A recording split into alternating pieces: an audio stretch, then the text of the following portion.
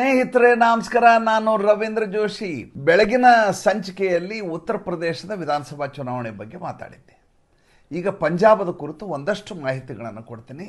ಸಂಪೂರ್ಣವಾದ ಚಿತ್ರಣ ಇನ್ನೂ ಸ್ಪಷ್ಟವಾಗಿ ಗೋಚರಿಸ್ತಾ ಇಲ್ಲದೆ ಹೋದರೂ ಕೂಡ ಸ್ಥಿತಿ ಹೇಗಿದೆ ಅನ್ನೋದನ್ನು ತಿಳ್ಕೊಳ್ಬೇಕಾದ ಅನಿವಾರ್ಯತೆ ಇದೆ. ಏಕೆಂದರೆ ಪಂಜಾಬದಲ್ಲಿ ಯಾರು ಗೆಲ್ತಾರೆ ಯಾರು ಸೋಲ್ತಾರೆ ಅನ್ನೋದು ಅಲ್ಲಿ ಪ್ರಶ್ನೆಯೇ ಅಲ್ಲ.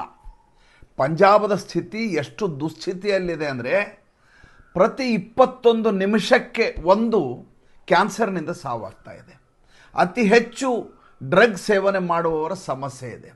ಪಕ್ಕದಲ್ಲಿ ಗಡಿ ಇರೋದರಿಂದ, ಪಾಕಿಸ್ತಾನ ಇರೋದರಿಂದ ಅಕ್ರಮವಾಗಿ ಶಸ್ತ್ರಾಸ್ತ್ರಗಳು ಬರ್ತಾ ಇದ್ದಾವೆ, ಅಕ್ರಮವಾಗಿ ಡ್ರಗ್ಸ್ಗಳನ್ನು ಕಳಿಸಲಾಗ್ತಾ ಇದೆ.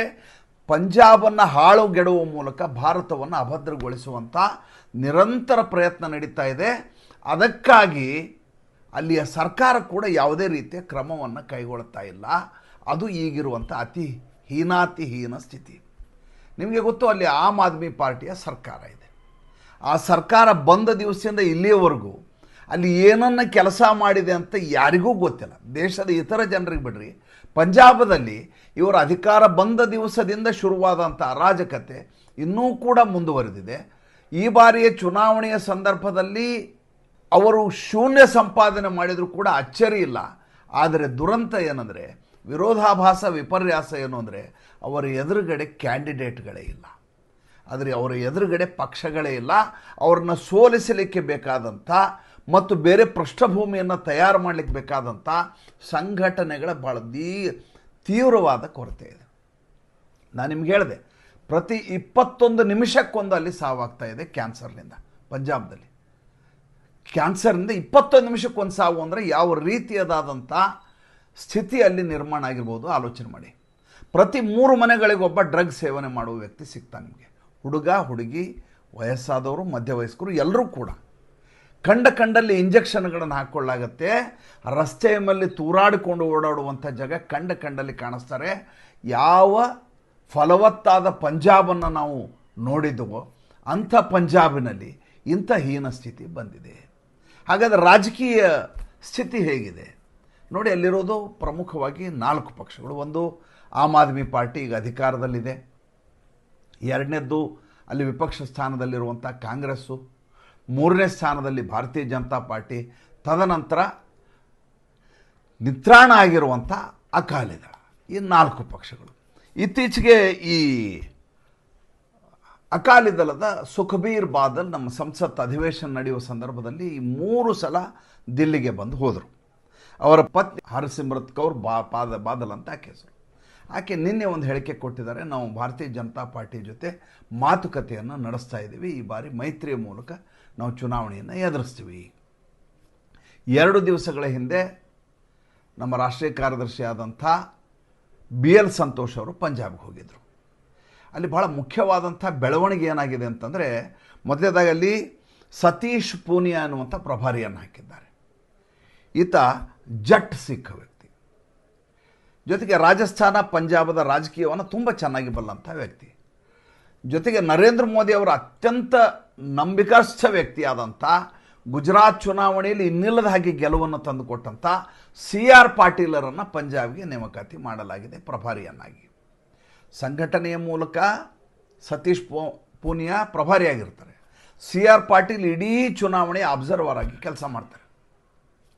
CR ಪಾಟೀಲ್ ಅವರ ವಿಶೇಷತೆ ಏನಪ್ಪ ಅಂದರೆ, ಈತ ಜಲಸಂಪನ್ಮೂಲ ಸಚಿವ. ಈ ವಿಶೇಷತೆ ಏನು ಇವ್ರದ್ದು ಅಂತಂದರೆ, ಈ ಮನುಷ್ಯ ಯಾವ ಅಮಿತ್ ಶಾ ಅವ್ರ ಪನ್ನಾ ಪ್ರಮುಖ ಅಂತೇಳಿ ಮಾಡಿದ್ರಲ್ಲ, ಅಂದರೆ ಒಂದು ಪುಟದಲ್ಲಿರುವಂಥ ಮತದಾರರ ಯಾದಿ, ಆ ಮತದಾರರ ಯಾದಿಯನ್ನು ಮಾತ್ರ ಪ್ರಮುಖ ಎನ್ನುವಂಥ ವ್ಯಕ್ತಿ ಯಾರನ್ನ ಅದಕ್ಕೆ ಇನ್ಚಾರ್ಜ್ ಮಾಡ್ತೀವೋ ಅವರು ಅಷ್ಟು ಜನ ಮತ ಹಾಕುವ ಹಾಗೆ ನೋಡ್ಕೋಬೇಕು. ಅವರು ಭಾರತೀಯ ಜನತಾ ಪಾರ್ಟಿಗೆ ಮತ ಹಾಕಬೇಕು. ಆ ರೀತಿಯದಾದ ಕೆಲಸ ಮಾಡಲಿಕ್ಕೆ ಪನ್ನಾ ಪ್ರಮುಖ ಅನ್ನುವಂಥ ಒಂದು ಕಾನ್ಸೆಪ್ಟನ್ನು ತಂದದ್ದು ಅಮಿತ್ ಶಾ ಅವರು. ಈ CR ಪಾಟೀಲ್ ಏನು ಮಾಡಿದರು, ಇದಕ್ಕಿಂತ ಒಂದು ಹೆಜ್ಜೆ ಮುಂದೆ ಹೋದರು. ಗುಜರಾತದ ಚುನಾವಣೆಯ ಸಂದರ್ಭದಲ್ಲಿ ಒಂದು ಪುಟದಲ್ಲಿ 24-25 ಹೆಸರುಗಳಿರ್ತವೆ. ನೀವು 25 ಜನರು ಓಟನ್ನು ಹಾಕಿಸ್ಲಿಕ್ಕೆ ಆಗೋದಿಲ್ಲ. ಅದರಲ್ಲಿ 4 ವಿಭಾಗಗಳನ್ನು ಮಾಡಿ ಒಬ್ಬರಿಗೆ 5ರಿಂದ 6 ಜನರನ್ನು ಕೊಡೋಣ. 5ರಿಂದ 6 ಜನರಲ್ಲಿ 3ರಿಂದ 4 ಜನರು ಓಟ್ ಹಾಕ್ಸೋದು ನಿಮ್ಮ ಕೆಲಸ ಅಂತ ಮೈಕ್ರೋ ಮ್ಯಾನೇಜ್ಮೆಂಟ್ ಅಂತ ಕರೀತಾರೆ. ಆ ರೀತಿ ಮಾಡಿ ಅತ್ಯಂತ ಯಶಸ್ವಿಯಾಗಿ ಚುನಾವಣೆಯನ್ನು ಗುಜರಾತ್ನಲ್ಲಿ ನಿಭಾಯಿಸಿ ಗೆಲುವನ್ನು ತಂದುಕೊಟ್ಟವಂಥ ವ್ಯಕ್ತಿ CR ಪಾಟೀಲ್. ಆ CR ಪಾಟೀಲ್ ಅವರು ಪಂಜಾಬದ ಚುನಾವಣೆ ಸಂದರ್ಭದಲ್ಲಿ ಅಲ್ಲಿ ಕೆಲಸ ಮಾಡಲಿಕ್ಕೆ ಈಗಾಗಲೇ ಅವ್ರ ನಿಯುಕ್ತಿ ಮಾಡಿ ಆಗಿದೆ. ಅವರಾಗಲೇ ಕೆಲಸ ಶುರು ಮಾಡಿಬಿಟ್ಟಿದ್ದಾರೆ. ಭಾರತೀಯ ಜನತಾ ಪಾರ್ಟಿಯ ವಿಶೇಷತೆ ಏನು ಅಂದರೆ ಚುನಾವಣೆಯ ಮಷಿನರಿ ಅದೊಂದು ಮಿಷನ್ ರೀತಿಯಲ್ಲಿ ಕೆಲಸ ಮಾಡ್ತದೆ. ಇದೊಂದು ಮಿಷನ್. ಈ ಆಂದೋಲನವನ್ನು ನಾವು ನಿಭಾಯಿಸಬೇಕು ಅನ್ನೋದು ಯಾಂತ್ರಿಕವಾಗಿ ಎಲ್ಲವೂ ತಂತಾನೆ ನಡೀತವೆ. ಇದಕ್ಕಿಂತ ಮುಂಚೆ RSS ಅಲ್ಲಿ ಹೋಗುತ್ತೆ, ಸಂಘಟನೆ ಕೆಲಸಗಳಾಗ್ತವೆ, ಹೇಗೆ ಅಲ್ಲಿ ಹಿಂದುತ್ವವನ್ನು ಮತ್ತೆ ವಾಪಸ್ಸು ಮತದಾರರನ್ನಾಗಿ ಪರಿವರ್ತಿಸಬೇಕು, ಹೇಗೆ ಅವರಲ್ಲಿ ಜಾಗೃತಿಯನ್ನು ಮೂಡಿಸಬೇಕು ಕೆಲಸ ಮಾಡ್ತಾರೆ. ರಾಜಕೀಯವಾಗಿ ಇದಕ್ಕೆ ಏನೇನು ಬೇಕು ಅಂತ ಅಮಿತ್ ಶಾ ಅವರು ಅದರ ಬಗ್ಗೆ ಯೋಚನೆ ಮಾಡ್ತಾರೆ. ಇದೆಲ್ಲವೂ ನರೇಂದ್ರ ಮೋದಿ ಅವರ ಉಸ್ತುವಾರಿಯಲ್ಲಿ ನಡೀತವೆ. ಸಮಸ್ಯೆ ಏನು? ಸಮಸ್ಯೆಯಲ್ಲಿ ಬೇರು ಮಟ್ಟದ ಸಂಘಟನೆ ಇಲ್ಲ. ಈಗ ಇದ್ದಂಥ ಕಾರ್ಯಕರ್ತರಿಗೆ ಹುಮ್ಮಸ್ಸು ಉಳಿದಿಲ್ಲ, ಉಮೇದು ಉಳಿದಿಲ್ಲ. ನೋಡಿ, 2012ರಲ್ಲಿ BJP ಸರ್ಕಾರ ಇತ್ತಲ್ಲಿ ಅಕಾಲಿದಳ ಜೊತೆ ಸೇರ್ಕೊಂಡು ಮಾಡಿದರು. ಅದಾದಮೇಲೆ ಕಾಂಗ್ರೆಸ್ ಸರ್ಕಾರ ಬಂತು, ಕ್ಯಾಪ್ಟನ್ ಅಮರಿಂದರ್ ಸಿಂಗ್ ಅವ್ರದ್ದು. ಅದಾದಮೇಲೆ ಆಮ್ ಆದ್ಮಿ ಪಾರ್ಟಿ ಸರ್ಕಾರ ಬಂತು.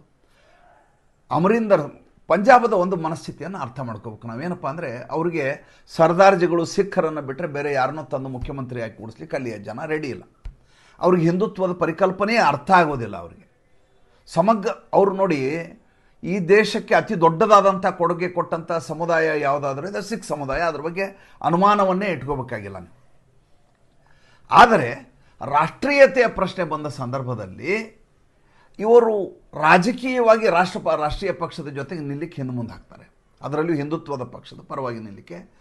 ಆದರೆ ಮಿಲಿಟ್ರಿಯಲ್ಲಿ ಇವರ ಬಾಹುಳ್ಯ, ಇವರ ಕೊಡುಗೆ ನೀವು ಆಲೋಚನೆ ಮಾಡಲಿಕ್ಕೆ ಸಾಧ್ಯ ಇಲ್ಲ. ಆ ರೀತಿಯಾದ ಕೊಡುಗೆ ಇವ್ರದ್ದಿದೆ. ಆದರೆ ಚುನಾವಣೆ ಓಟು ಅನ್ನುವಂಥ ಪ್ರಶ್ನೆ ಬಂದಾಗ ಸರ್ದಾರ್ಜಿಗಳಾಗಬೇಕು, ಸಿಖ್ಖರು ಇರಬೇಕು ಅಂತ ಬಯಸ್ತಾರೆ. ನೋಡಿ, 2017ರಲ್ಲಿ ಒಂದು ಸಣ್ಣ ಲೋಪವನ್ನು ಮಾಡಿದರು, ಚ್ಯುತಿ ಮಾಡಿಕೊಂಡ್ರು ಆಮ್ ಆದ್ಮಿ ಪಾರ್ಟಿಯವರು.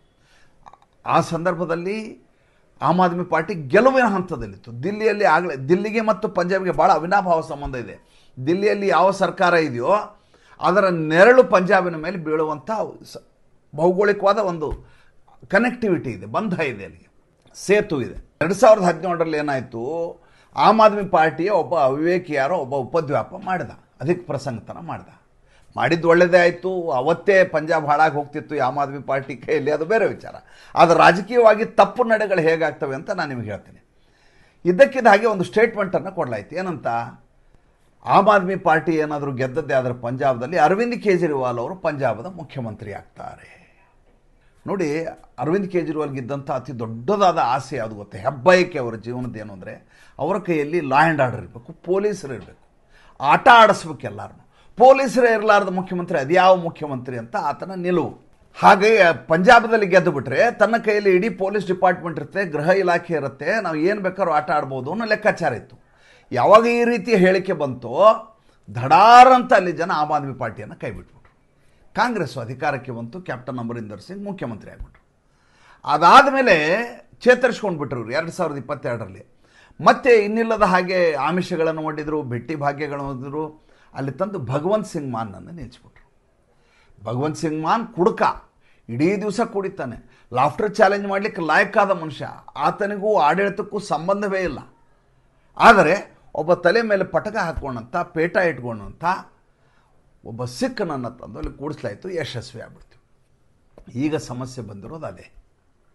ಭಾರತೀಯ ಜನತಾ ಪಾರ್ಟಿ ಸಿಖ್ಖರ ಒಡನಾಟವನ್ನು ಇಟ್ಕೊಂಡು ಅವರ ಜೊತೆ ಒಂದು ಸಂಧಾನವನ್ನು ಮಾಡಿಕೊಂಡು ಅವರನ್ನು ಮುಖ್ಯಮಂತ್ರಿಯನ್ನಾಗಿ ಮಾಡ್ತೀನಿ ಅಂತ ಹೇಳಿ ಅಲ್ಲಿಯ ಜನ ಎಷ್ಟು ವಿಚಿತ್ರ ಅಂತ ನೀವು ಹೇಳ್ತೀನಿ. ಮೊನ್ನೆ 2024ರ ಲೋಕಸಭಾ ಚುನಾವಣೆ ಆಯಿತು.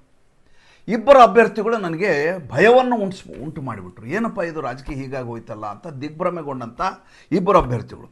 ಒಬ್ಬ ವಾರಿಸ್ ಪಂಜಾಬ್ದೇ ಸಂಸ್ಥಾಪಕ ಅಂತ ಹೇಳ್ಕೊಂಡಂಥ ಭಿಂದ್ರನ್ವಾಲೆ ರೀತಿ ಡ್ರೆಸ್ ಹಾಕ್ಕೊಂಡು ಭಿಂದ್ರನ್ವಾಲೆ ರೀತಿ ಖಲಿಸ್ತಾನಿ ಮೂವ್ಮೆಂಟ್ ನಡೆಸುವಂಥ ಅಮೃತ್ ಪಾಲ್ ಸಿಂಗ್.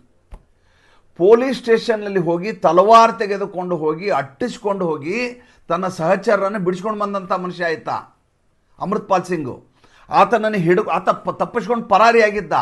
ಆತನ ಹಿಡ್ಕೊಂಬಂದು ಆತ ಇದರಲ್ಲಿ ದಿಬ್ರುಗಢ ಜೈಲಿನಲ್ಲಿ ಹಾಕಿದ್ರು, ಇದರಲ್ಲಿ ಅಸ್ಸಾಂನಲ್ಲಿ. ಆವಾಗ ಖಡೂರ್ ಸಾಹಿಬ್ನಲ್ಲಿ ಚುನಾವಣೆಗೆ ನಿಲ್ತಾನೆ. ಆತನ ಎದುರುಗಡೆ ಕಾಂಗ್ರೆಸ್ ಕುಲ್ಬೀರ್ ಸಿಂಗ್ ಜೀರಾ ಅಂತ ನಿಂತಿರ್ತಾನೆ. ಆ ಕುಲ್ಬೀರ್ ಸಿಂಗ್ ಜೀರಾ ಏನಿದ್ದಾನೆ ಕಾಂಗ್ರೆಸ್ ಅಭ್ಯರ್ಥಿ, ಆತನಿಗಿಂತ 1,97,120 ಮತಗಳ ಅಂತರದಲ್ಲಿ ಅಂದರೆ ಆಲ್ಮೋಸ್ಟ್ 2 ಲಕ್ಷಗಳ ಮತ ಅಂತರದಲ್ಲಿ ದಿಬ್ರೂಗಢ ಜೈಲಿನಲ್ಲಿ ಕೂತ್ಕೊಂಡು ಪಕ್ಷೇತರ ಅಭ್ಯರ್ಥಿಯಾಗಿ ಚುನಾವಣೆಯನ್ನು ಗೆದ್ದ ಈ ಅಮೃತ್ಪಾಲ್ ಸಿಂಗ್. ಅಲ್ಲಿಯ ಜನರ ಮನಸ್ಥಿತಿಯನ್ನು ಅರ್ಥ ಮಾಡ್ಕೊಳ್ಳಿ ನೀವು. ಇದು ಒಂದೇ ಅಲ್ಲ, ಇಂದಿರಾ ಗಾಂಧಿ ಗುಂಡು ಹೊಡೆದ್ರು, ಸತ್ವಂತ್ ಸಿಂಗ್, ಬಿಯಾನ್ ಸಿಂಗ್ ಅಂತ ಇಬ್ಬರು ಅಂಗರಕ್ಷಕರು. ಆ ಬಿಯಾನ್ ಸಿಂಗ್ನ ಮಗ ಸರಬ್ಜೀತ್ ಸಿಂಗ್ ಖಾಲ್ಸಾ ಅಂತೇಳಿ ಈತ ಚುನಾವಣೆ ನಿಲ್ತಾನೆ. ಒಬ್ಬ ಉಗ್ರ ನಿಂತು ಫರೀದ್ ಕೋಟಲ್ಲಿ ಚುನಾವಣೆಯಲ್ಲಿ ನಿಲ್ತಾನೆ. ಆಮ್ ಆದ್ಮಿ ಪಾರ್ಟಿ ಅಭ್ಯರ್ಥಿ ಕರಮ್ಜಿತ್ ಸಿಂಗ್ ಅನ್ಮೋಲ್ ಅನ್ನುವಂಥ ವ್ಯಕ್ತಿನ 70,053 ಮತಗಳ ಅಂತರದಲ್ಲಿ ಸೋಲಿಸ್ತಾನೆ, ಪಕ್ಷೇತರ ಅಭ್ಯರ್ಥಿ. ಅಂದರೆ ಉಗ್ರರಿಗೆ ಮಣೆ ಹಾಕಲಿಕ್ಕೆ ಕೂಡ ಪಂಜಾಬದ ಜನ ಸನ್ನದ್ಧರಾಗಿರ್ತಾರೆ. ಅದ್ರ ಬಗ್ಗೆ ಯಾರೂ ನೀವು ಆಶ್ಚರ್ಯ ಪಡಬೇಕಾಗಿಲ್ಲ, ದಿಗ್ಭ್ರಮೆ ಪಡಬೇಕಾಗಿಲ್ಲ, ಬೆಚ್ಚಿ ಬೀಳಬೇಕಾಗಿಲ್ಲ. ಅಂಥ ವಿಚಿತ್ರವಾದ ಅಯೋಮಯವಾದಂಥ ರಾಜಕೀಯ ವಿನ್ಯಾಸ ಇರುವಂಥ ರಾಜ್ಯ ಪಂಜಾಬ್. ನಮ್ಮ ಕಳಕಳಿ ಏನು? ನಮ್ಮ ಕಳಕಳಿ ಏನಂದರೆ, ಯಾರೋ ಗೆಲ್ಲಿ ಯಾರೇ ಏನಾಗಲಿ, ಪಂಜಾಬ್ ಅನ್ನೋದು ಅತ್ಯಂತ ಫಲವತ್ತಾದಂಥ, ಸಂಪದ್ಭರಿತವಾದಂಥ, ಒಂದು ದೊಡ್ಡದಾದಂಥ ಸಂಸ್ಕೃತಿಯನ್ನು ಹೊಂದಿದಂಥ, ಪರಾಕ್ರಮಿ ಶೌರ್ಯವನ್ನು ಹೊಂದಿರುವಂಥ ಜನರಿಂದ ಆವೃತವಾಗಿರುವಂಥ ಒಂದು ರಾಜ್ಯ. ಅಲ್ಲಿ ಅಧಿಕಾರಕ್ಕೆ ಬರುವಂಥ ಸರ್ಕಾರ ರಾಷ್ಟ್ರದ ಪರವಾಗಿರಬೇಕು, ಗಡಿಯಲ್ಲಿ ಯಾವುದೇ ರೀತಿಯ ಉಪದ್ವ್ಯಾಪ ಆಗಲಾರದ ಹಾಗೆ ನೋಡಲಿಕ್ಕೆ ಕೇಂದ್ರದ ಜೊತೆ ಸಹಕಾರವನ್ನು ಉಂಟು ಮಾಡುವಂಥದ್ದಾಗಿರಬೇಕು. ಯಾಕೆ ಮಾತು ಹೇಳಿದೆ? ನಾವು ಪಶ್ಚಿಮ ಬಂಗಾಳದಲ್ಲಿ ಇದನ್ನು ನೋಡಿದ್ದೀವಿ. ಮಮತಾ ಬೇಗಂ ಅವರು ಸಹಕರಿಸಲಿಲ್ಲ ಕೇಂದ್ರಕ್ಕೆ ಅನ್ನುವ ಕಾರಣಕ್ಕೋಸ್ಕರ ಬಾಂಗ್ಲಾದೇಶರು ಅಲ್ಲಿ ನುಗ್ಗಿಕೊಂಡು ಬಂದು ಇಲ್ಲಿ ದೊಡ್ಡದಾದಂಥ ಅವಘಡ ಮಾಡಿದರು ಪಶ್ಚಿಮ ಬಂಗಾಳದಲ್ಲಿ. ಇವತ್ತಿಗೂ ಅದನ್ನು ಸುಧಾರಿಸಲಿಕ್ಕೆ ಸಾಧ್ಯ ಆಗ್ತಾಯಿಲ್ಲ. ಅಮಿತ್ ಶಾ ಈಗಲೂ ಕೂಡ ಮೊನ್ನೆ 3 ದಿವಸ ಅಲ್ಲೇ ಇದ್ರು ಹೋಗಿ. ಯಾರಿಗೂ ಗೊತ್ತೇ ಆಗೋದಿಲ್ಲ ಅಮಿತ್ ಶಾ ಏನೇನು ಕೆಲಸ ಮಾಡ್ತಾಯಿದ್ರೆ, ಯಾರಿಗೂ ಗೊತ್ತಾಗೋದಿಲ್ಲ. ಈ ಕಡೆ ಒಬ್ಬರು ಅಜಿತ್ ಡೋವಲ್, ಒಬ್ಬರು ಚೈನಾ, ಒಬ್ಬರು ರಷ್ಯಾ ವಿದೇಶಾಂಗ ಸಚಿವರು ಒಂದು ಕಡೆ, ಆಮೇಲೆ ನಮ್ಮ ಅಜಿತ್ ಡೋವಲ್ ಒಂದು ಕಡೆ, ಅಮಿತ್ ಶಾ ಇನ್ನೊಂದು ಕಡೆ, ಈ ರೀತಿ ದೇಶವನ್ನು ನಿರಂತರವಾಗಿ ಕಾಪಾಡುವ ಕೆಲಸವನ್ನು ಕಳೆದ 1 ವಾರದಿಂದ ಮಾಡ್ತಾ ಇದ್ದಾರೆ. ಯಾರ ದೃಷ್ಟಿಗೂ ಬೀಳೋದಿಲ್ಲ. ವಿಷಯ ಅದನ್ನ ಇನ್ನೊಂದು ಸಲ ಮಾತಾಡ್ತೀನಿ ಅದನ್ನು. ಈಗ ಈ ಪಂಜಾಬದ ಬಗ್ಗೆ ಮಾತಾಡ್ತಾ ಇದ್ದೀನಿ. ಇಂಥ ಸ್ಥಿತಿಯಲ್ಲಿರುವಂಥ ಪಂಜಾಬದ ಚುನಾವಣೆಯನ್ನು ಎದುರಿಸೋದು, ಚುನಾವಣೆಯನ್ನು ಗೆದ್ದುಕೊಳ್ಳೋದು, ಆಮೇಲೆ ಚುನಾವಣೆಯಲ್ಲಿ ಗೆಲ್ಲುವುದು ಭಾಳ ಮುಖ್ಯ ಅಲ್ಲದೆ ಆ ರಾಜ್ಯವನ್ನು ಕಾಪಾಡಿಕೊಳ್ಳೋದು, ರಕ್ಷಿಸಿಕೊಳ್ಳೋದು ಅತಿ ದೊಡ್ಡದಾದಂಥ ಸವಾಲು. ಈ ಸವಾಲನ್ನು ಈ ಬಾರಿಯ ಫೆಬ್ರವರಿ ಚುನಾವಣೆಯಲ್ಲಿ ಹೇಗೆ ಭಾರತೀಯ ಜನತಾ ಪಾರ್ಟಿ ಎದುರಿಸುತ್ತೆ, ಹೇಗೆ ನರೇಂದ್ರ ಮೋದಿ, ಅಮಿತ್ ಶಾ ನಿಭಾಯಿಸ್ತಾರೆ, ಅದು ಸದ್ಯಕ್ಕೆ ನಿಜಕ್ಕೂ ಭಾಳ ದೊಡ್ಡದಾದಂಥ ಕೌತುಕ ಮತ್ತು ಆತಂಕ ಎರಡನ್ನೂ ಸಮ್ಮಿಶ್ರವಾಗಿ ಉಂಟು ಮಾಡುವಂಥ ಒಂದು ಸನ್ನಿವೇಶ. ಏನಾಗುತ್ತೆ ಕಾದು ನೋಡೋಣ. ಮತ್ತು ಮುಂದಿನ ಸಂಚಿಕೆಯಲ್ಲಿ ಹೊಸ ವಿಷಯದೊಂದಿಗೆ ಬರ್ತೀನಿ. ಸಂಚಿಕೆ ಇಷ್ಟ ಆದರೆ ಲೈಕ್ ಮಾಡಿ, ಫಾಲೋ ಮಾಡಿ, ಶೇರ್ ಮಾಡಿ. ನಮ್ಮ ಮುಕ್ತ ಪತ್ರಿಕೋದ್ಯಮಕ್ಕೆ ಆರ್ಥಿಕವಾಗಿ ಸಹಾಯ ಮಾಡಿ. ನಮಸ್ಕಾರ.